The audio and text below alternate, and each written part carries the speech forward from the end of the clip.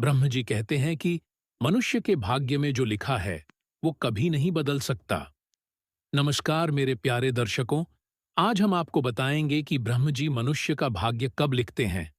चाहे मनुष्य जो भी चतुराई कर ले, भाग्य में मैंने जो लिखा है उसको वही मिलेगा। भगवान कहते कि कितना भी कीजिएगा चतुराई, कर्म की रेखा मिट न जाई।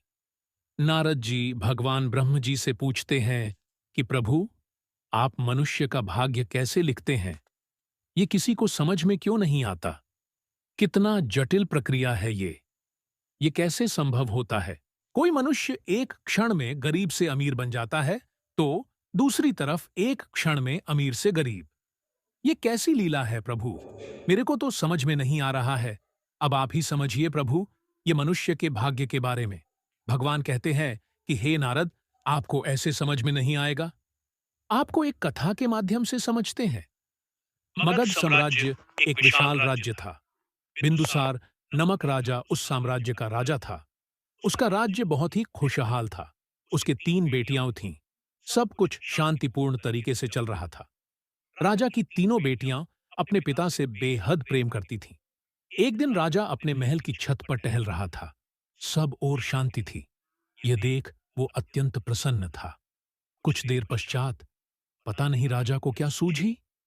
राजा जब दरबार में गया तो बोला, सभी लोग मेरा दिया, मेरे भाग्य का खाते हैं। सभी दरबारियों ने हाँ में हाँ मिलाते हुए कहा, जी महाराज, हम सभी आपका दिया और आपके भाग्य का खाते हैं।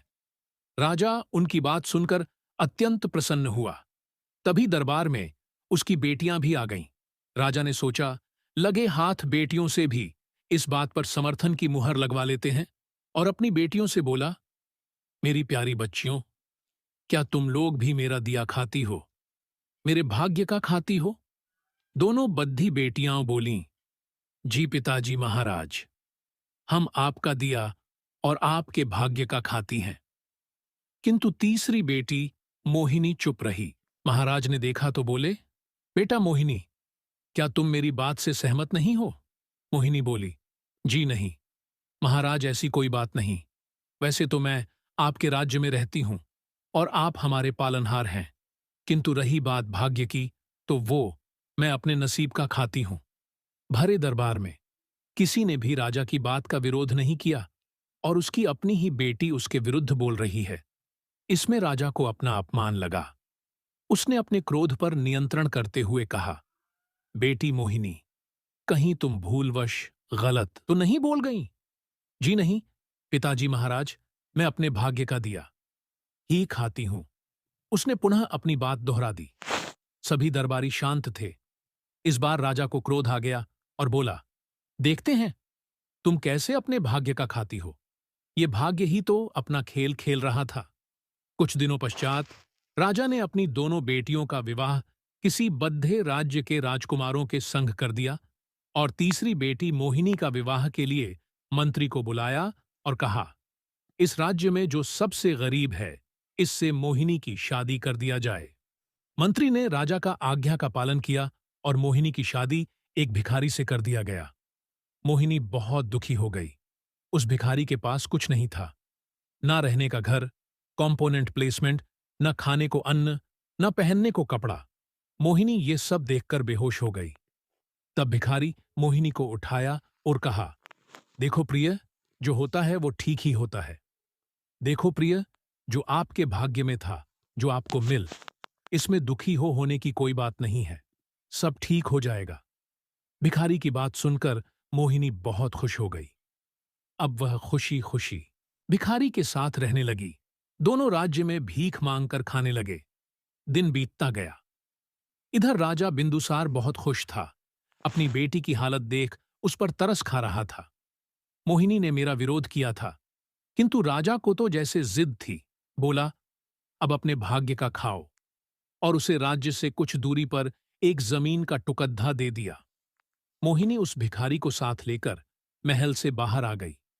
उस जमीन पर जाकर देखा तो वो बंजर जमीन थी। कहां कहां वो महलों में रहने वाली नाजुक सी राजकुमारी, और कहां आज वो बंजर जमीन पर अपने पति के साथ थी। भाग्य का खेल वो समझ नहीं पाई और घबरा कर रोने लगी। कहने लगी, ये देखो, भाग्य का खेल, एक राजकुमारी भिखारी पति के साथ इस बंजर जमीन पर आ गई। फिर उसने सोचा, इस तरह रोने से काम नहीं चलेगा। उसने साहस से काम लिया। पहले तो वो नदी किनारे गई, स्नान किया, पानी पिया और उस भिखारी को एक टीले पर बिठाकर समीप के बगीचे से कुछ फल तोड़ ढाकर लाई और अपने पति को भी दिए। तभी तेज हवा चलने लगी। उसने सोचा, इस तरह तो नहीं रहा जा सकता, एक झोंपड़ी ही बनानी पड़ेगी। और वो कुछ डंडे, घास इत्यादि एकत्र कर गड्ढा खोदने लगी ताकि उन डंडों को ठीक से टिका सके। अभी गड्ढा एक हाथ ही खोदा था, तभी किसी चीज से वो पत्थर टकराया। अब तो मोहिनी की उत्कंठा जगी और उसने और गहरा गड्ढा खोदा। खोदते खोदते उसे शाम हो गई। उसमें से एक बद्धा कलश निकला जो अस्वर्ण अशर्फियों से भरा पद्धा था।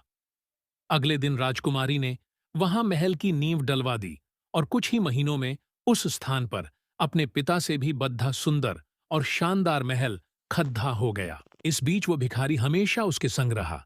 अब तो राजकुमारी को अपने उस भिखारी पति से प्रेम भी हो गया और दोनों संग संग रहने लगे। इधर राजा बहुत दुखी था कि मेरी बेटी इतनी धनवान कैसे हो गई। इधर राजा को अपनी गलती का एहसास हुआ और मोहिनी के घर जाकर मोहिनी से क्षमा मांगने लगे। अपनी दोनों हाथ जोड़कर कहा, हे पुत्री, मुझे माफ कर दो। आज मैं समझ गया कि इस दुनिया में हर मनुष्य का अपनी किस्मत होती है। वह अपने भाग्य का खाता है और अपने भाग्य से जीता है। इतनी बात सुनकर मोहिनी ने अपने पिता को गले लगा लिया और रोने लगी और बोली, नहीं पिताजी, ये सब मेरे भाग्य में लिखा था। जो हुआ ये सब भगवान की मर्जी थी। आपकी इसमें कोई गलती नहीं है। राजा ने दोबारा अपनी बेटी की शादी उस भिखारी राजकुमार से धूमधाम से कर दी। अब दोनों खुशी खुशी पूर्वक रहने लगे। नारद जी चिंतापूर्वक सोचते हुए वो भगवान भोलेनाथ के पास पहुंचे। भोलेनाथ नारद की दशा देखकर मन ही मन मुस्कुरा रहे थे। बोले, क्या हुआ नारद, इतना परेशान कैसे? कोई बात हो गई क्या? नारद जी बोले, हे प्रभु, ये मनुष्य का भाग्य मुझे समझ में क्यों नहीं आ रहा है। मैं क्या करूं? भोलेनाथ, आप मुझे समझाइए, ये मनुष्य का भाग्य की कैसी लीला है? भोलेनाथ बोले, हे देवर्षि, चलिए मैं आपको समझने की कोशिश करता हूं। एक कथा सुनता हूं, ध्यान से सुनिए। ये पृथ्वीलोक की कथा है। एक बहुत विशाल साम्राज्य था। राजकुमारी एक दिन अपनी सहेलियों के साथ शिकार पर चली गई। राजा को इस बात का बिल्कुल भी पता नहीं था। जब राजा ने देखा कि राजकुमारी नहीं, तो राजा ने पूछा कि राजकुमारी कहाँ चली गई? सेनापति आया और कहने लगा कि राजकुमारी आज अपनी सहेलियों के साथ शिकार पर गई है, जबकि उन्हें ऐसा नहीं करना चाहिए था। राजा को जब यह बात पता चली, तो उन्होंने सिपाहियों को भेजा, राजकुमारी को वापस लाने के लिए भेजा। राजकुमारी अपने शिकार में इतनी मग्न हो चुकी थी, उन्हें यह भी नजर नहीं आ रहा था कि वहां पर एक साधु महाराज जी तपस्या कर रहे हैं। साधु महाराज जी को शिकार समझकर राजकुमारी ने तीर चला दिया और साधु महाराज जी को तीर लग गया। अब राजकुमारी साधु महाराज जी के पास गई और उन्होंने देखा कि साधु जी के तीर लग गया है। उन्होंने माफी मांगनी चाहिए। साधु महाराज जी ने कहा कि अब तुम्हें इस बात की सजा मिलेगी। मैं यहां पर तपस्या कर रहा था, तुमने मेरी तरफ ध्यान नहीं दिया और मुझे तीर लग गया। राजकुमारी ने बहुत बार विनती की, लेकिन साधु महाराज जी उन्हें क्षमा नहीं कर रहे थे। साधु महाराज जी ने अपने मंत्रों को राजकुमारी पर जल से जैसे ही फेंका, तो राजकुमारी गिलहरी के रूप में आ गई। राजकुमारी गिलहरी बन चुकी थी और साधु महाराज जी मरने को तैयार ही थे। तभी वहां पर सेनापति आ गए। सेनापति ने बहुत क्षमा याचना की और कहा कि राजकुमारी को माफ कर दीजिए। सेनापति ने कहा कि राजा को बहुत दुख होगा।